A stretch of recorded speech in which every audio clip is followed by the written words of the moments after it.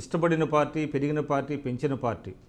అటువంటి పార్టీని కొన్ని కారణాల వల్ల బయటకు వచ్చిన తర్వాత మీరు చేస్తున్నటువంటి దాడి కానివ్వండి, అంటే అది న్యాయ పోరాటాలు కానివ్వండి, ప్రజల పక్షానే అయినప్పటికీ కూడా అది చూసేటప్పటికి కొంచెం అటువంటి భావన కలుగుతున్నది. సరే, ఇప్పుడు తెలంగాణ రాష్ట్ర సమితిలో మేము పోరాడినప్పుడు తెలంగాణ రాష్ట్రం వస్తే తెలంగాణ ప్రజల బతుకులు మారిపోతాయి, తెలంగాణ ప్రజల ముఖ చిత్రం మారిపోతుంది, తెలంగాణ ఉద్యమంలో మమ్మల్ని వ్యతిరేకించినటువంటి ద్రోహులంతా రాజకీయానికి దూరం అవుతారని అనుకున్నాం సార్. తెలంగాణ ఉద్యమంలో నన్ను కొట్టిన తలసాని శ్రీనివాస్ యాదవ్ ఇలా కేసీఆర్ పక్కన కూర్చుంటాడు సార్. 2001 కేసీఆర్ గారు డిప్యూటీ స్పీకర్ పదవికి, ఎమ్మెల్యే పదవికి రాజీనామా చేసినప్పుడు సిద్దిపేట అసెంబ్లీకి ఉప ఎన్నిక జరిగితే నాడు తెలుగుదేశం పార్టీలో మంత్రిగా ఉన్నటువంటి తలసాని శ్రీనివాస్ యాదవ్ గారు డబ్బు పెట్టెలతో వస్తే మేము సిద్దిపేటలో కొట్లాడతాం సార్, కొట్టుకుంటాం సార్, డబ్బు సూట్ కేసులు పట్టుకుంటాం, సిద్దిపేట 1 టౌన్లో కేసు అవుతుంది. నాటి తలసాని శ్రీనివాస్ యాదవ్ ఎన్నడూ జై తెలంగాణ అని తలసాని శ్రీనివాస్ యాదవ్ ఇలా తెలంగాణ రాష్ట్రం ఏర్పాటు అయిన తర్వాత కేసీఆర్ గారి పక్కన మంత్రి కూర్చుంటాడు సార్.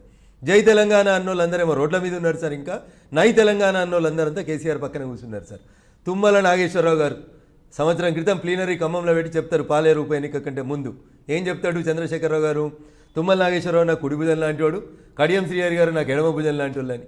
ఈ కడియం శ్రీహరి అనేటి ఆయన స్టేషన్ గన్పూర్లో ఉప ఎన్నిక జరిగితే అదే హరీష్ గారు ఇదే రఘునందన్ రావు గారు పోయి ప్రచారం చేస్తుంటే కావాలని మమ్మల్ని రెచ్చగొడుతూ ఆయన ఎవడో వచ్చిండు సిద్దిపేట ఎమ్మెల్యే, నా కాలి గోటికి సరిపోడు అని మాట్లాడిండు. ఇలా కడియం శ్రీహరి గారు కేసీఆర్ గారి పక్కన ఉంటారు. తుమ్మల నాగేశ్వరరావు గారు ఖమ్మంలో ఎన్నడూ జై తెలంగాణ జెండా ఎగిరని ఆయన నీకు 30 సంవత్సరాల దోస్తు. కడియంలు దోస్తులు, తుమ్మలలు దోస్తులు, తలసానులు దోస్తులు, మైనంపల్లిలు దోస్తులు, అందరూ తెలంగాణ ఉద్యమాన్ని వ్యతిరేకించిన వాళ్ళేమో ఇలా మంత్రులై పక్కన కూర్చున్నారు సార్. నాలాగా నమ్మి జెండా మోసిన వాళ్ళు, 13 ఏళ్ల నుంచి కేసులు అయిన వాళ్ళు, జైల్లోకి పోయిన వాళ్ళు మాత్రం అప్రధాన్యమైనటువంటి పోస్టులలో ఉంచబడ్డారు, రోడ్డు మీద ఉంచబడ్డారు. ఇది అన్యాయం అని చెప్పి కేసీఆర్ని అయినా నిలదీస్తాం, తెలంగాణ రాష్ట్ర సమితి నాయకత్వాన్ని అయినా నిలదీస్తాం.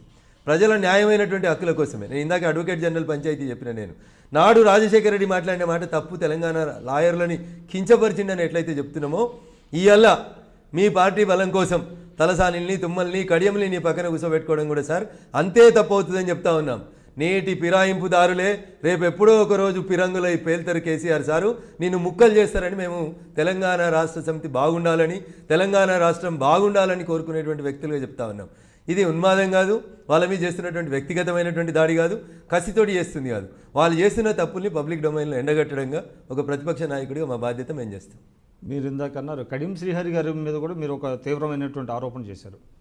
ఒక ఆయన నియోజకవర్గంలో జరిగినటువంటి ఒక కేసుకు సంబంధించి దాన్ని మీరు ప్రూవ్ చేయగలిగారా?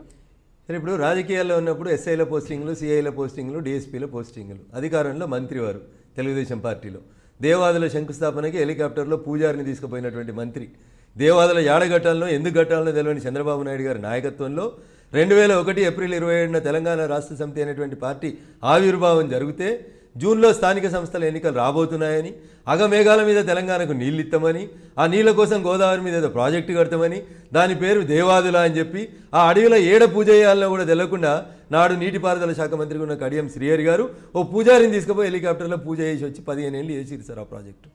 ఆ సందర్భంలో జై తెలంగాణ అన్న వాళ్ళందరినీ కూడా తెలుగుదేశం పార్టీ ఎమ్మెల్యేలు, మంత్రులు వాళ్ళే స్వయంగా కొట్టిరు. కొన్ని చోట్ల కొన్ని సందర్భాలలో వాళ్ళు కొట్టించారు.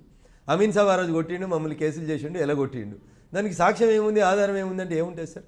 తెలంగాణ ఉద్యమంలో మా మీద కేసులు పెట్టిరు, సొంత పార్టీ ఎంపీల మీద కూడా కేసులు పెట్టించింది కిరణ్ కుమార్ రెడ్డి గారి ప్రభుత్వం. ఏం ఆధారం ఏముంటుంది సార్? ఆడ ఎవరు చెప్తే కేసులు అవుతాయి సార్ ఎంపీల మీద? మీరు చెప్పండి. సొంత పార్టీకి సంబంధించినటువంటి ఎంపీల మీద కేసులు అయినాయి, ముఖ్యమంత్రి గారి నోటీసులో లేకుండా, రాష్ట్ర డీజీపీ గారు చెప్పకుండానే లోకల్ ఉన్నటువంటి అమీన్ సాబో, సిఐ సాబో పోయి కేసులు చేస్తారా సార్? జరుగుతుంది అట్లా? మీరు చెప్పండి. కడియం శ్రీహరి గారే కాదు, తెలంగాణ ఉద్యమాన్ని వ్యతిరేకించిన పట్నం మహేందర్ రెడ్డి దగ్గర నుంచి ఎవరైనా నేను ఆరోపించినటువంటి వ్యక్తుల ఎవరి పేర్లు అయితే చెప్పినో వాళ్ళందరూ తెలంగాణ ఉద్యమాన్ని వ్యతిరేకించిన వాళ్ళే, వాళ్ళనే వ్యతిరేకిస్తున్నాం మేము.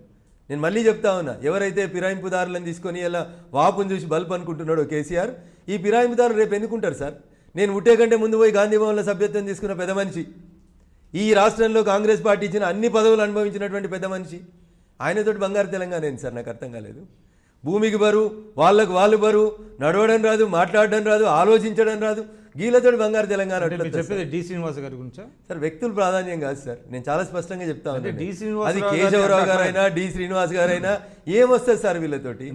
40 ఏళ్ళు ఆ పార్టీ నమ్మి పోషించి పిసిసి ప్రెసిడెంట్లు చేసి, మంత్రులు చేసి, ఉప ముఖ్యమంత్రులు స్థాయి దాకా తెస్తే అర్ధరాత్రి ఒక రాజ్యసభ సీటు కోసం పార్టీలు మారిపోయిన వాళ్ళు వీళ్ళతోటి బంగారు తెలంగాణ ఏమొస్తుంది సార్? రేపు టీఆర్ఎస్ బలహీనపడి భారతీయ జనతా పార్టీ బలపడి ఇంకో 10 ఏళ్ళు ఈ దేశాన్ని భారతీయ జనతా పార్టీ ఏలుతుంది అనే విశ్వాసం కలిగిన మరుక్షణం మీరన్న ఆ డి శ్రీనివాసులో కేశవరావులో ఆ టీఆర్ఎస్లు ఉంటారని మీరు అనుకుంటున్నారా సార్?